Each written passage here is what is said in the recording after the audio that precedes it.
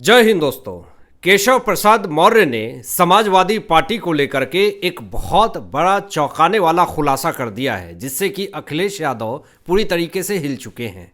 केशव प्रसाद मौर्य जी ने एक बड़ा स्टेटमेंट देते हुए, एक बड़ा खुलासा करते हुए ये कहा कि समाजवादी पार्टी के 25 से 26 सांसद पाला बदलने वाले हैं।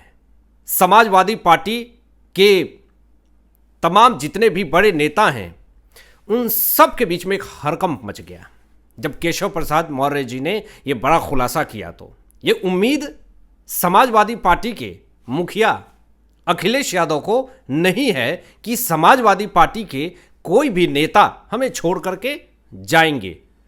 आपको आगे बताएंगे कि राम मंदिर चढ़ावा चोरी मामले में चौंकाने वाला खुलासा हुआ है। एसआईटी को एक बड़े ही रहस्य मिले हैं, एक बड़ा सुराग मिला है, उस सुराग के बारे में बात करेंगे। लेकिन जिस तरीके से ओपी राजभर ने समाजवादी पार्टी के बड़े नेताओं को लेकर के, पाला बदलने को लेकर के जो सनसनीखेज दावा किया है, इससे अखिलेश यादव पूरी तरीके से हिल चुके हैं।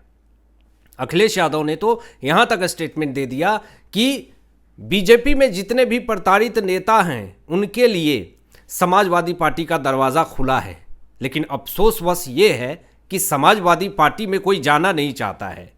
आपको बता दें कि यहाँ पे अखिलेश यादव की समाजवादी पार्टी में बड़ी टूट होने वाली है। और ये बहुत बड़ा दावा किसने किया है? यूपी सरकार के कैबिनेट मंत्री सुभा सपा ओपी राजभर ने। ओपी राजभर के दावे से समाजवादी पार्टी में हड़कंप मचा हुआ है।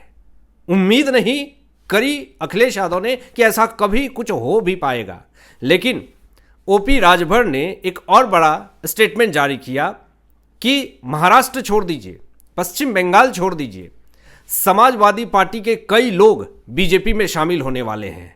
2027 में उत्तर प्रदेश विधानसभा चुनाव से पहले ये जो सनसनीखेज खुलासा है ओपी राजभर का, जिससे उत्तर प्रदेश के अंदर विधानसभा चुनाव से पहले ही हड़कंप मच गई है। और सिर्फ पार्टी बदलने को लेकर के ही खुलासा नहीं किया है, एक बहुत बड़े भ्रष्टाचार का खुलासा कर दिया है, जिससे अखिलेश यादव के खेमे में हड़कंप मचा हुआ है।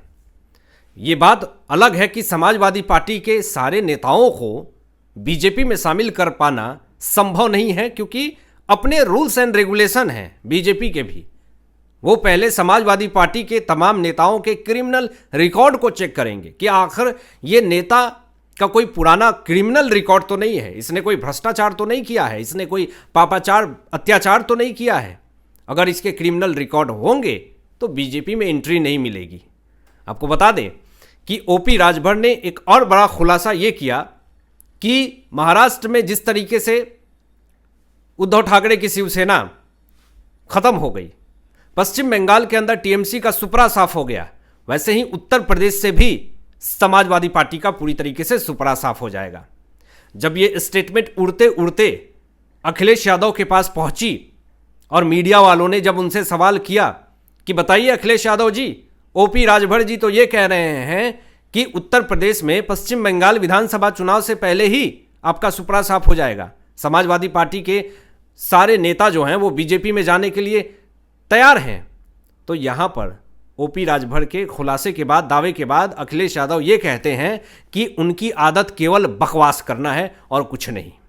आपको आगे बता दें कि भले अखिलेश यादव ने ओपी राजभर के बयान को बकवास कह करके किनारा कर दिया, लेकिन समाजवादी पार्टी के ही वरिष्ठ नेता राज्यसभा सांसद राम गोपाल यादव ने जो चिट्ठी लिखी है, उससे हड़कंप मचा हुआ है समाजवादी पार्टी के तमाम खेमे में।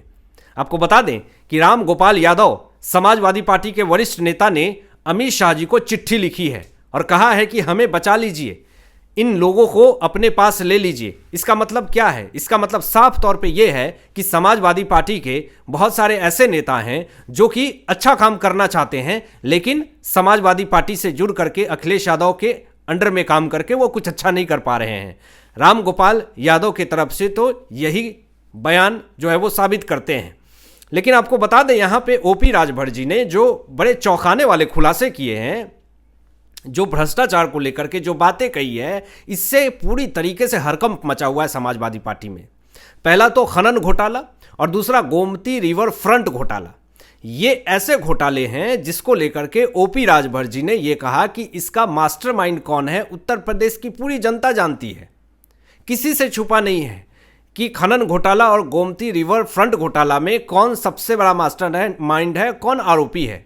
लेकिन अब जब शिकंजा कस रहा है, एजेंसियां सवाल जवाब कर रही है, एजेंसियां कानूनी शिकंजा कस रही है, तो जितने भी सपाई हैं जो भ्रष्टाचार में लिप्त हैं, जिन्होंने भ्रष्टाचार किया है बड़े लेवल पे, वो पूरी तरीके से परेशान हैं।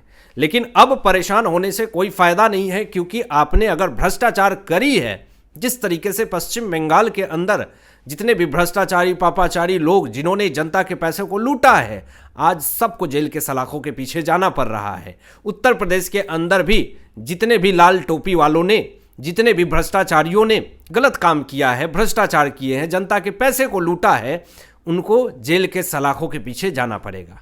ये साफ तौर पे ओपी राजभर जी ने, सुबह सपा प्रमुख ने ये क्लियर कर दिया है कि अब तो देखते जाइए कि 2027 विधानसभा चुनाव उत्तर प्रदेश में क्या बड़ा खेल होने वाला है। आगे दोस्तों आपको बता दूं कि यहाँ पे जो बड़ा स्टेटमेंट दिया गया है, जिससे कहीं ना कहीं हड़कंप मचा हुआ है, ओपी राजभर जी ने साफ तौर पे ये कहा कि समूची सपा भाजपा में शामिल होने वाली है। इसका मतलब साफ तौर पे ये है कि अखिलेश यादव का सुपरा उत्तर प्रदेश में पूरी तरीके से साफ होने वाला है। अब जो बड़ी खबर सामने आ रही है, अयोध्या राम मंदिर चढ़ावा चोरी मामले में जो बड़ी खबर सामने आ रही है, जो बड़ा खुलासा सामने आया है, जांच और तेज हो गई है। चौथी दिन भी जांच जारी है, लेकिन इसमें जो चौंकाने वाले खुलासे सामने आए हैं दोस्तों, जो सुन करके आप खुद भी दंग हो जाएंगे कि राम मंदिर चढ़ावा चोरी मामले में कैसे कैसे क्या क्या किया गया। कुछ तो झोल हुआ है, कुछ लोगों का नाम सामने आया है, तो इसका मतलब कुछ तो किया है, तभी नाम सामने आया है। 50 से ज़्यादा कर्मचारियों पे शक की सुई गहरा रही है।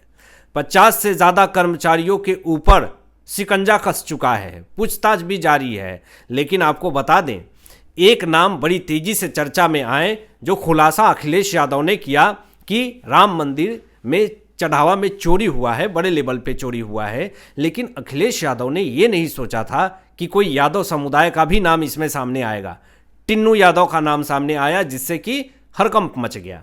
आपको बता दें कि टिन्नू यादव के ऊपर शक की सुई जो है वो और ज़्यादा गहराती जा रही है। भले टिन्नू यादव अपने आरोपों को गलत साबित करने की कोशिश कर रहे हैं, ये बयान दे रहे हैं कि जो कुछ भी आरोप लगाया जा रहा है मेरे ऊपर, वो पूरी तरीके से गलत है, निराधार है। टिन्नू यादव की पत्नी भी ये बात कह रही हैं कि जो भी आरोप लगाया जा रहा है वो पूरी तरीके से गलत है, कुछ भी सही नहीं है। लेकिन ये तो जांच का विषय है और जांच हो भी रही है। लेकिन अब सवाल ये उठ रहा है कि 50 से ज़्यादा कर्मचारियों के ऊपर शक हुई, लेकिन टिन्नू यादव का नाम ही क्यों सामने आया। टिन्नू यादव के प्रॉपर्टी को लेकर के 50 करोड़ की संपत्ति पे बात सामने आई। 50-60 कमरे वाला हॉस्टल, लग्जरी गाड़ी, फॉर्च्यूनर, ये तमाम चीज़ें जो कुछ भी दावा किया गया, जिसको लेकर के जो चौंकाने वाले खुलासे हुए, तो टिन्नू यादव के ऊपर शक की सुई गई। लोग तो यही कह रहे हैं कि आखिर टिन्नू यादव का ही नाम क्यों सामने आया, ये कहीं ना कहीं बड़ा सोचनीय है। आपको बता दें दोस्तों कि यहाँ पे एसआईटी को कुछ अहम सुराग मिले हैं। जी हाँ, ये बड़ी खबर सामने आ रही है। और 12 पेन ड्राइव में सीसीटीवी डाटा लिया गया है, जिसकी जांच की जा रही है। ये 12 पेन ड्राइव में जो सीसीटीवी डाटा लिया गया है, उसकी एक एक फुटेज जांच की जा रही है। हर एक कार्यशैली पर दान चढ़ावा से लेकर के काउंटिंग से लेकर के रखने तक, बैंक कर्मचारियों के एंट्री तक की जांच हो रही है। पूरे नोटों की गिनती तक काउंट हो रही है कि आखिर जितने नोटों की गिनती काउंट हुई है, उतना ही बैंक तक गया है पैसा या नहीं, कितने लोगों ने पैसा कहां पहुंचाया, झोल हुआ है नहीं हुआ है। 4 दिन हो गए, इसकी पूरी जांच जो है प्रक्रिया तेज हो रही है।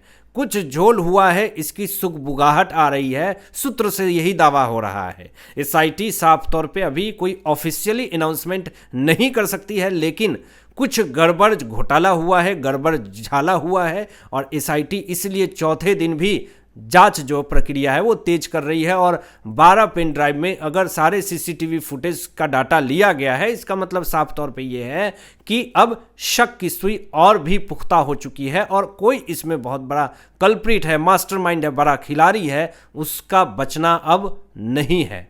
आपको बता दें दोस्तों कि 19 जून को योगी आदित्यनाथ जी अयोध्या दौरे पर रहेंगे और चंदा विवाद की वजह से कार्यक्रम से दूर रहेंगे चंपत राय जो हैं वो कार्यक्रम से दूर रहेंगे, क्योंकि यहाँ पे राम मंदिर चढ़ावा चोरी मामले में विवाद जो है वो और ज़्यादा गहरा चुका है।